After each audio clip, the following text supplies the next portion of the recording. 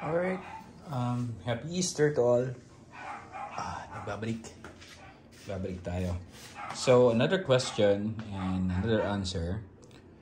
Sir, pwede bang magpakita... actually, it's not a question. Sir, pwede magpakita kayo ng sinalang nyo yung balat sa regular na kalan? Yeah, no problem. So, meron ako dito. Kita nyo, uneven. Hindi maganda yung cut niya. So, basically, ito yung scrap na nakukuha ko kapag umorder ako ng liempo. Yan, liempo yan.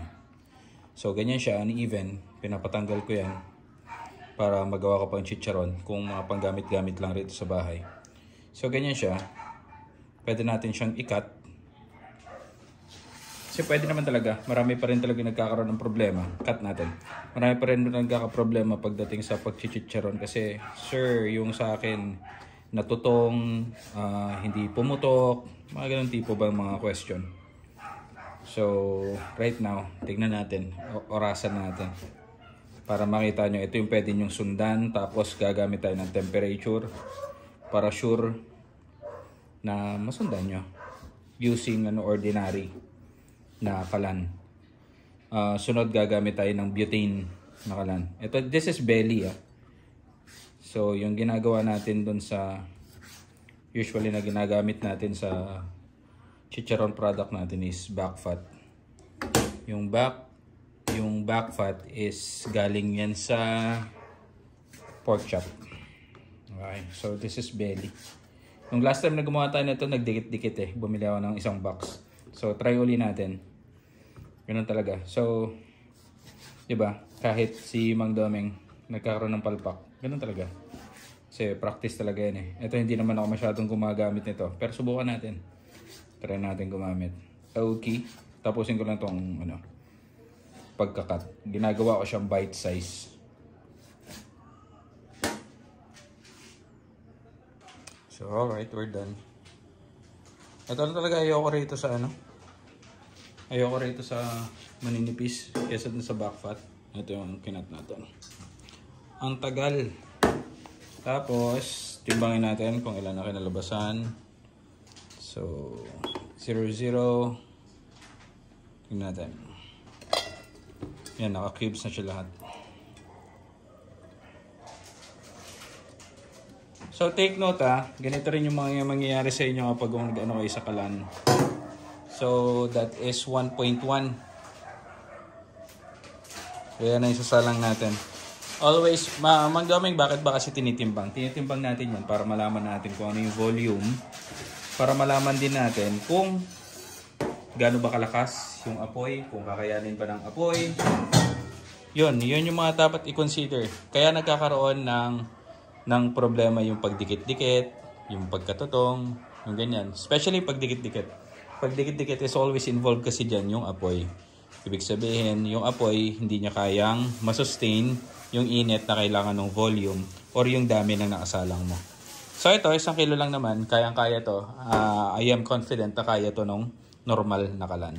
Okay? Timbangin ulit natin. 1.1. And I think that's 12 milligram. Okay? Salang na natin. And gagamitin ko is, yan, another question pala. Sir, yung ginagamit ko kasi is wok. The difference between wok, kaya, tingnan natin. Okay. So, ito hindi ko na ginagamit tong wok na to Kasi nalutuan ko to ng adobo. Nilutuan ng stuff ko ng adobo. So, nawala yung protective niya. So, ang pangit na ng itsura. So, this is wok. And ito ay... Mama, ano ba yung Ano ba tawag rito? Acero? Ano ba yung Basta ganun. Yung yung normal na Hindi, yung bakal. Ano ba tawag doon? Yung hindi na-welding. Basta mamaya pag naalala ko. So, ito yung wok. Ito yung normal na kawali. So, basically, isang tingin pa lang, alam naman natin na wok is good for stir-fried. Kasi nga, manipis. Mamamaximize yung init. Then ito naman talaga yung ginagamit natin sa household. Especially we're Filipinos. Ito yung ginagamit natin. Kasi, hindi mabilis mag-transmit yung init. And also, hindi tayo agad masusunugan. So, May nag-question sa atin. Tingin ko, ito ba yung question?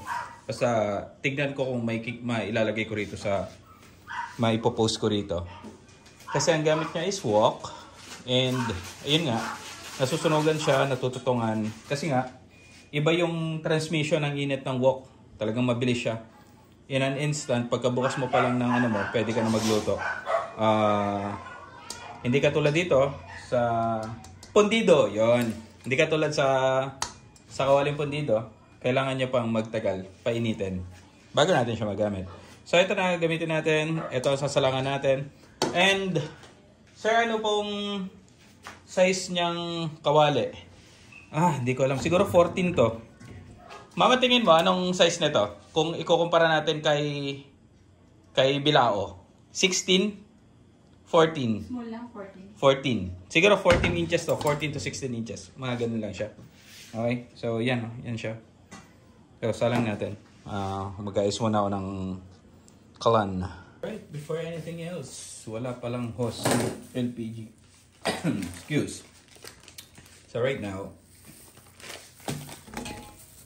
first thing to do natin is to marinate, no? Marinate natin saglit lang in case, para for the sake of video only. Alam ko hindi kakapit to. Pero, Mama, ba't tinabunan niyo yung rock salt ko? Okay, so for the sake of this video, marinate natin siya. So, ang rule ko sa paglalagay ng asin ay para sa akin is 1 teaspoon. Okay, ganito lang natin. Consider is 1 teaspoon sa 1 kilo. So, 1 teaspoon yan sa 1 kilo. Okay na. And also, sir, gamit ba tayo ng bechin? Pwede naman. Pero pwede rin gumamit ng Knorr chicken powder. Knorr.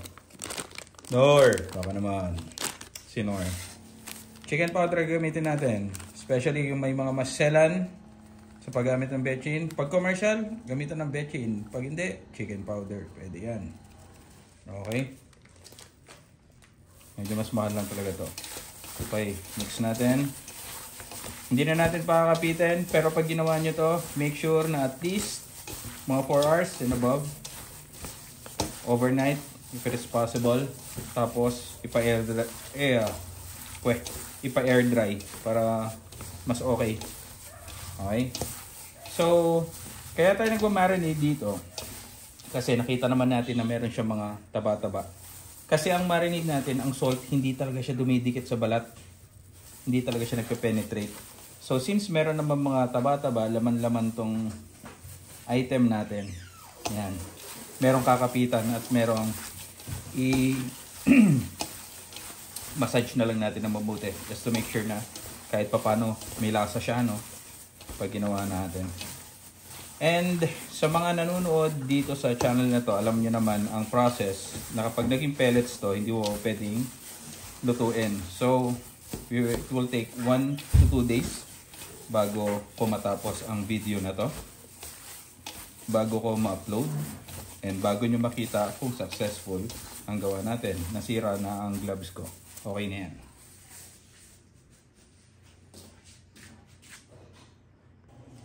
Alright, so we are using our kalan. Yan o. The normal kalan, dumi o. Okay, pero this is my old kalan. Yan. Gamitin natin yan. So on.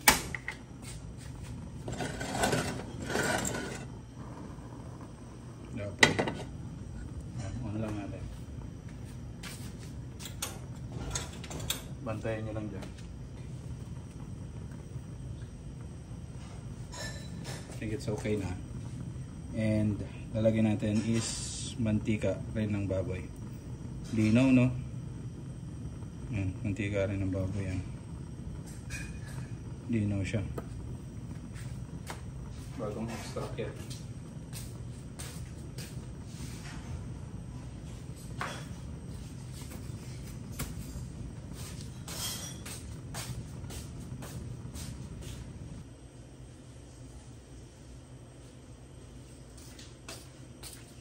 Alright, so gamit tayo ng kitchen thermometer.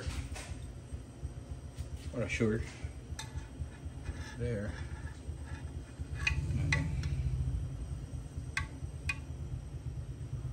So what you're seeing right now, yan. Maandar na siya. Patakbuhin lang natin hanggang 100. Ang daming ano pa mangyayari kapag sobrang init. Magkakaroon ng puti-puti sa balat. Okay? Ang daming ano po mangyayari kapag may puti-puti sa balat yung ano, yung matawag rito. Oh, yeah, pag may puti-puti na sa balat, ano mangyayari? So basically, kapag naging pellet siya at ginawa na nating chicharon, hindi na siya magpa-pop. Kasi hindi na siya magpa-pop. Wala siyang expansion. Hindi na siya mag-expand. So basically, that's palpak. Pwede pa ba kainin yan, Mang Doming? Oo naman. Kaso lang, mangyayari sa kanya is manipis. Hindi siya aalsa. So, we already have our 100 degrees. That's Fahrenheit. Okay, ikilang natin yan. And so, ilagay na natin to. Labo. Oops. Yan. Lagyan na natin siya. Yan. Tamang-tama lang init niya. Okay. Mama, pero na isang cellphone. Mama. So kapag nilagyan natin yan, is babagsak yung temperature. So that's normal. Kasi nag-introduce tayo ng malamig na balat. Babagsak siya. Alright. So, yan yung isang reason. Kaya kapag nagluluto yung iba, nagkakaroon ng mga dikit-dikit. Kasi nga yung apoy, hindi kaya yung dami ng nakasalang. So, hindi tayo nagbago rito ng apoy. Nakatodo pa rin siya. Pero since nag-incorporate tayo ng volume ng sinalang natin, kusa siyang tawag dito, magpo-pull down. Mama, pero cellphone.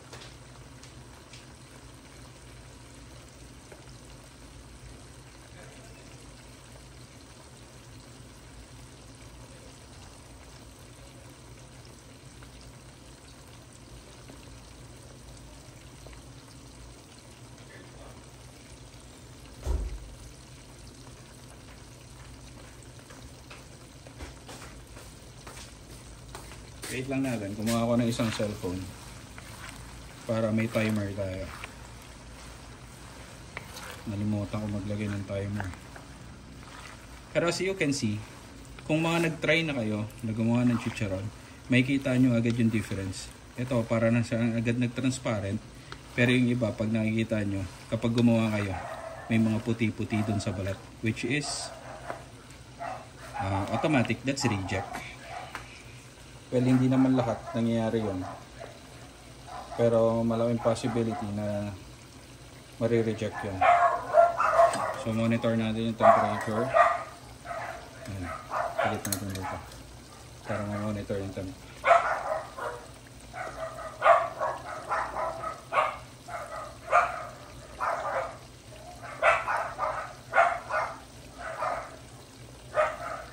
So, mag-stopwatch ako. Stopwatch is 00. I guess nakapagsalang na tayo ng ilang minuto rito. I think 5 minutes siguro. So, start natin 00. Meron tayong advance to 5 minutes. This is the first 30 minutes. May maintain natin to. Ang apoy na to. First 30. So, kunin ko to. Pakita ko sa inyo temperature. So, bumalik na siya doon sa original niya, which is 100. Okay. So, we need to maintain yung init na yan.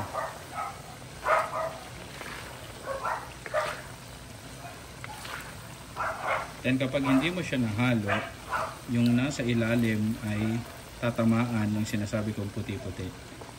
Yan o. Yan, exhibit A. Okay. So, para maiwasan natin, yung first 30 minutes natin is talaga kailangan natin maghalo.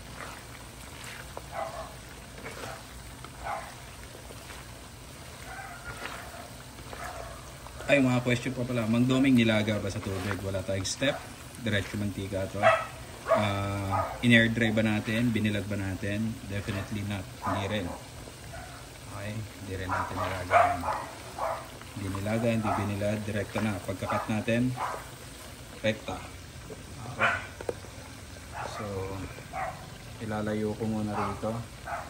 I-maintain lang natin yung temperature natin. So, pag lumagpas rito, hihinaan natin ng konti yung apoy. Tingnan natin. So, right. Unfortunately, naglobat yung phone. So, we are already sa 23 minutes. So, kanina meron tayo, sinabi ko na meron tayong 5 minutes na nauna na hindi natin na-track. So, meron lang tayong 1 minute para ayusin natin yung apoy. So, ang ginawa natin, balikan lang natin. Ang ginawa natin, nung naglobat, malis tayo. Tapos, naiwan ko na mas mataas yung temp. Umabot ng 150. So, yun nangyari. Tignan nyo yung ibang balat. Lapit natin. So, ito yung nangyayari sa iba. Sa ibang mga nagtatry. There. Balat. May puti-puti. So, basically, nabigla yan sa apoy. Yan, yung puti-puti na yan. So, malalaman natin kung okay pa.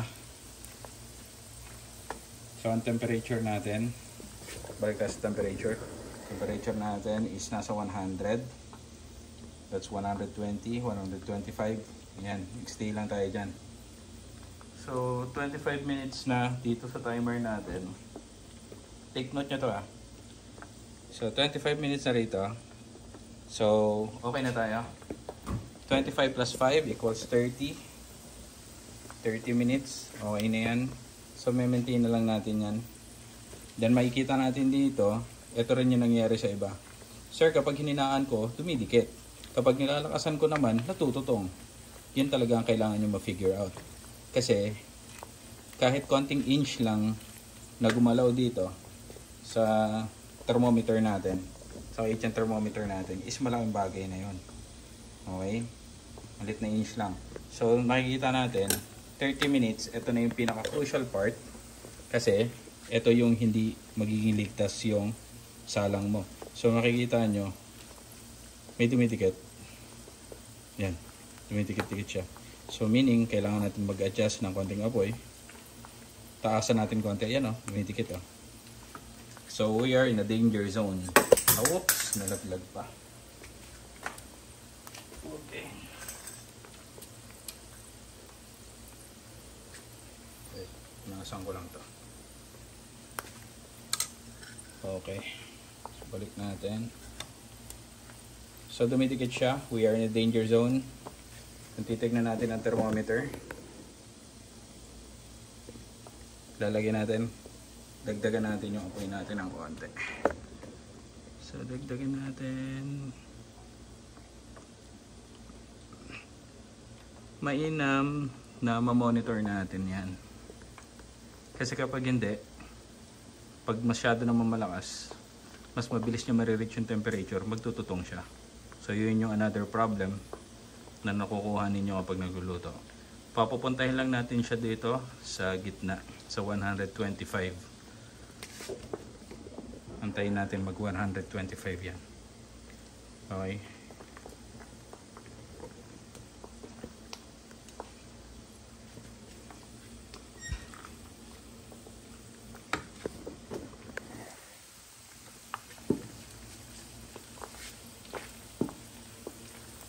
After mag 125 na yan, may maintain na lang natin yan. Ayan o, dumidikit o. Kasi magtutuloy-tuloy na yan. Yung pagdidikit-dikit na yan. Hindi nyo na mapakinabangan afterwards. So, kailangan mag-adjust ng apoy. Ayan o.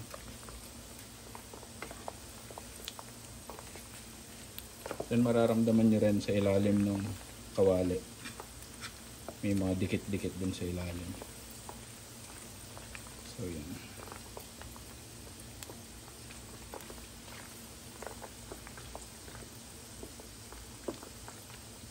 Okay, huwag na natin tayo mag-dikit. Kailangan natin makuha yung init na kailangan natin. So adjust para makuha natin yung 125.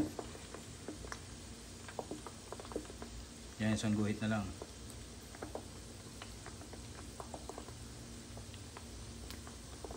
Hindi ko na ikakat to kasi lulobat na naman. I-charge ko muna para sa pag-antay natin. Kailangan lang natin makita na mag-reach siya ng 125. Okay. So dito talaga marami nagkakamali. So lagyan natin siya ng system. Gawin natin siyang standard. So yan, I guess yung 125, yan yung magiging threshold natin sa pag-hold sa kanya. Hanggang naman mag-isang oras.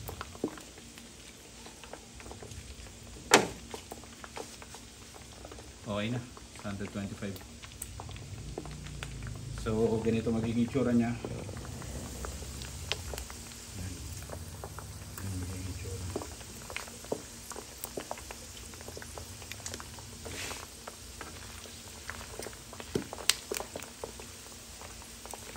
Sumalpo lang tayo, daming tinamaan kanina, bigla kasi naglobat kailangan kong tumakbo sa loob,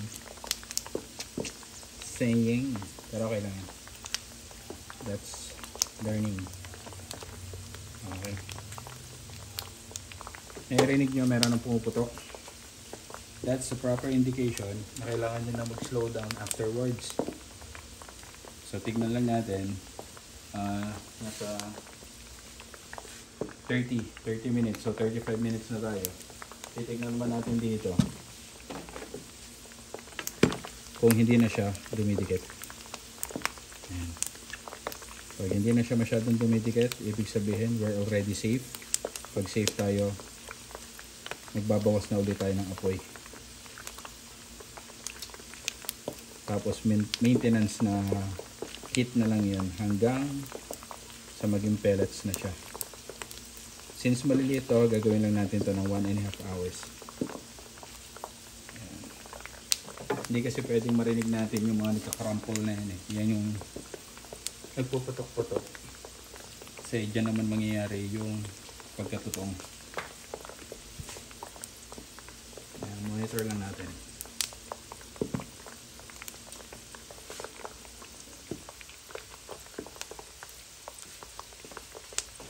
Make sure lang natin na safe na tayo rin sa pagdikit-dikit. Sunod naman natin, isolve natin dyan yung wag naman matutong.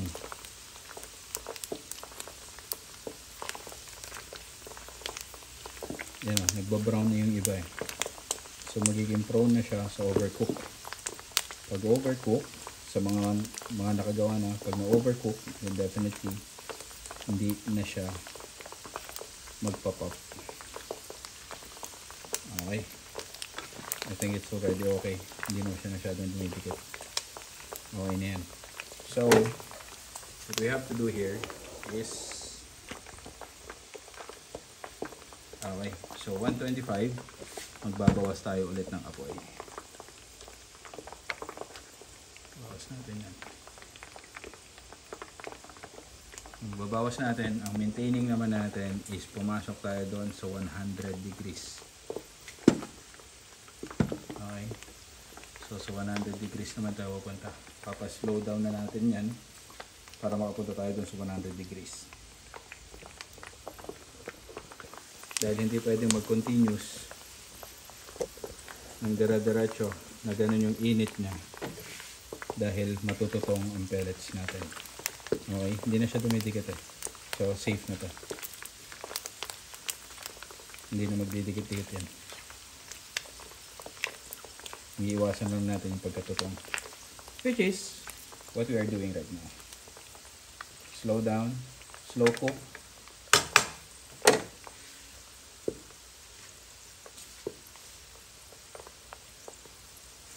So babalikan natin siya after kapag nasa ano na to, 55 pag nasa 55 minutes na to. Okay, balikan natin kapag nag cool down na siya, kapag nag 100 na siya. Okay, okay, so ang tagal niya bumaba. Nandito na tayo sa 42 minutes. Bale, 4 plus 5, that's 47 minutes. Ang tagal bumaba. Yan na. Pero, the good thing is, yung bubbles niya is lesser na. So, the lesser the bubble, ibig sabihin, mas okay na yung temperature niya. So, ayan na natin yan. Hindi na tayo magbe-base doon. Nahawakan ko na nga eh. Oh, ibig sabihin, hindi na siya mainit. Okay, nahawakan ko na siya. Okay. Hawakan na natin. So, there. Yan ang magiging itsura niya. Oo, di ba? Magdami, nagdidikit-dikit pa. Hindi na yan. Hanggang mamaya yan. Hindi na yan. Meron pa pala mga balahibo dun. Okay lang yan. So, antayin na lang natin dito is mag-in-in siya. Safe na rin tayo. So, just to answer the questions, bakit nagkakaroon ng puti-puti? Okay. So, ano natin yan? Lagyan natin ng conclusion. So, bakit nagpuputi-puti? Yan ay kapag na-incorporate yung balat na kahit anong balat. Balat ng baboy. To be specific. Sa mainit na surface. Mainit na oil, mainit na tubig, mainit na basta bigla siya. Yan, gano'n nangyari sa kanya. And siya yung napuruhan. Dami nga dahil tinamaan kasi naglobat yung phone natin, naiiwan ko eh. Pero okay lang yan, that's a learning. Yun na lang, basta bantayan nyo sa inyo. And the next question is, bakit yung sa akin magdaming tututong, hindi siya hindi siya nagpapap pag inano na siya. After 2 days, pinag-rest ko naman siya. Then definitely yun ay natutong. Pag sinabing natutong, overcook siya. So yan, safe na tayo sa parehas. Antayin na lang natin yan na tumigas yung pellets niya. Ano bang mas magandang pellets, Mang Doming? Yung matigas o yung malambot? Yung matigas. Yung matigas ang pinaka-perfect. Lambot to eh. Parang jelly. So, antayin natin. Right now, it's 44 minutes. So, plus 5, 49. So, 50. Mag-isang oras na. And again, our basis here is makikita natin paano natin ba malalaman kung meron pang moisture. So, may mga bubbles pa. Yan. Ibig sabihin, may nire-release pa siyang moisture. So, ano ba ang pinaka-goal natin dito? Ang pinaka-goal natin to have a pellets which is dehydrated. Kailangan ma-dehydrate siya. Mawala talaga yung moisture content niya. Okay? So, there. Charge ko muna ulit ito. Then, babalikan natin siya after 1.5 hours na. Okay? Alright, so we're back. We have 1 hour and 9 minutes. So, plus 5, 1 hour and 14 minutes. And I guess, seeing this one,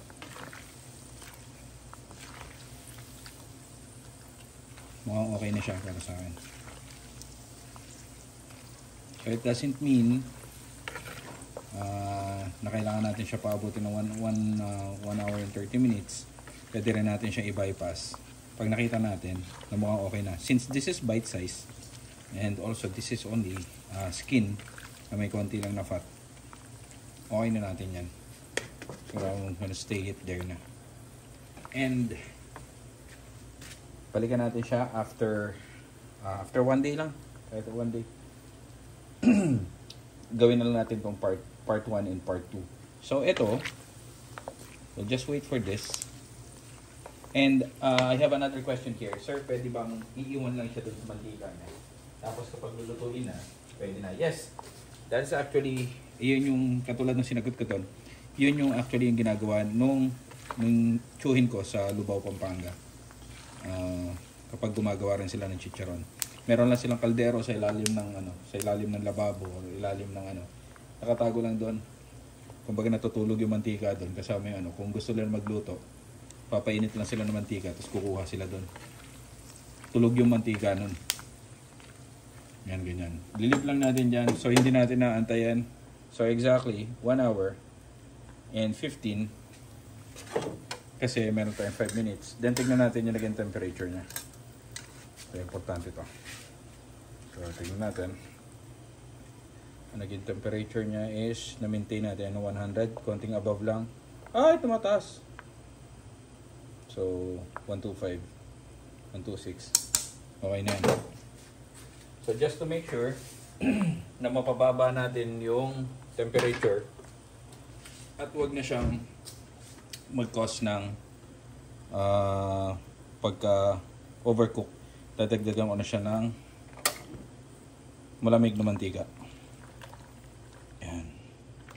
Para ma-stop na yung cooking process niya and pinatay ko na rin yung kanyang apoy. Okay? That's na yan. So, iwan lang natin dyan. Tulad nung pinangako natin dyan kay ma'am. Tignan natin ang temperature. Napababa na natin. Dahil naglagay tayo, nag-incorporate tayo ng malamig na mantika. Tingnan natin. Nag-cool down na siya. So, maintain 100. Hindi na siguro lalagpas yan. Hindi nakaabot ng 125. Okay, ganyan na lang siya. So, that's good enough. Okay, so we just finalize this video and just leave it here for a day or two. Then, siguro sa part 2 natin, doon na yung pagpapalasa natin. Tignan natin kung successful yung ginawa natin. Alright? See you sa part 2.